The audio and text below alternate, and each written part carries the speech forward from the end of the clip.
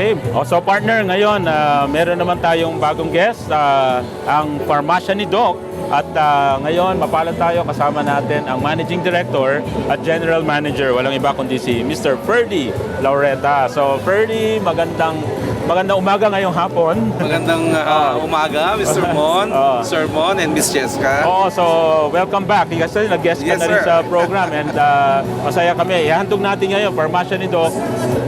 Alam natin isang maganda at fast-growing franchise ito. So ano bang ino-offer ng Farmasya ni Doc sa ating mga aspiring negosyante? Sa ngayon po, ang aming ino-offer sa ating mga wannabes, no, mga entrepreneurs ay isang napakagandang package. Yung tinatawag ko nating 3-in-1 Okay. concept, which means may generic na, may branded pa, may mini grocery pa.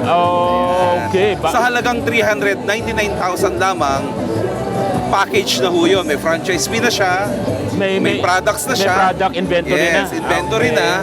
At may POS system na. Kasama Okay. na rin po dyan ang training, marketing support, materials, at saka uniform. Bubukas ka na lang. Magbubukas ka na lang. Yung ano ba yon? Kasama na rin yung parang pinaka-construction o hindi? Iba pa yon? Layout po. Yung construction Layout. kasi Kanya-kanyang construction kanya-kanyang niya. gawa na po yan. Pero meron kayong design Standard layout. Standard. Opo, may na standard pinapagawa. Alright. Meron ba kayong mga lugar na pinipili or kahit saan pwedeng mag-offer? As long as it's still available. Pero sa ngayon po kasi, ang Metro Manila may mga few remaining slots na lang. Okay. Ang maraming bakante pa po, yung Luzon, North Luzon, South Luzon, Visayas and Mindanao. So, nationwide. So, up to Mindanao. Sa ngayon, ilang branches na ang We have 398 branches na ho. Okay. Kamusta naman yung 398? Happy ba ang mga Happy. Happy. Alright. So, ang sinasabi nyo, parang sa mga gustong magnegosyong ganito, merong payback na tinatawag na talagang mababawi mo ba yung investment mo? Well, nakakapagtanga ho, Sir Mon Miss Jessica, kasi may mga franchises tayo na in just 6 months, they were able to recover their investment. ROI na sila. At ito naman, may guide, may tinuturo muna kayo bago sila magsimula. Tama ba? Exactly.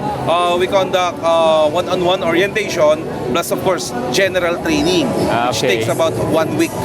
Mga requirements, kailangan ba may pharmacy sa...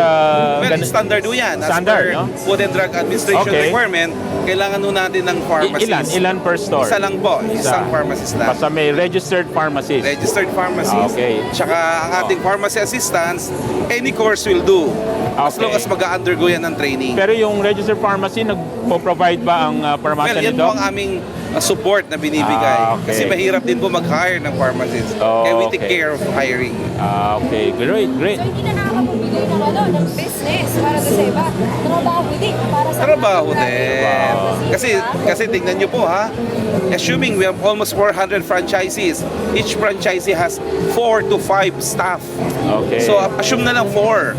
4 times 400, that's already 1,600 employees. Mula sa negosyo nito. Mula sa Farmasya. Alright. Ayun sir, imbitahan mo na. Let's go provincial. Di ba? Sabi Okay. mo, Metro Manila, medyo puno na tayo eh. Okay, so let's go provincial. Kung nasaan ang DCRH, nandun tayo. Kung nasaan ang Go Negosyo, nandun tayo. Alright. Maraming salamat po, Sir Mon, Ma'am Cheska, for inviting us. No? Alam ko, katulad nyo, ang aming advocacy ay para makatulong din sa ating mga maliliit na gustong magnegosyo.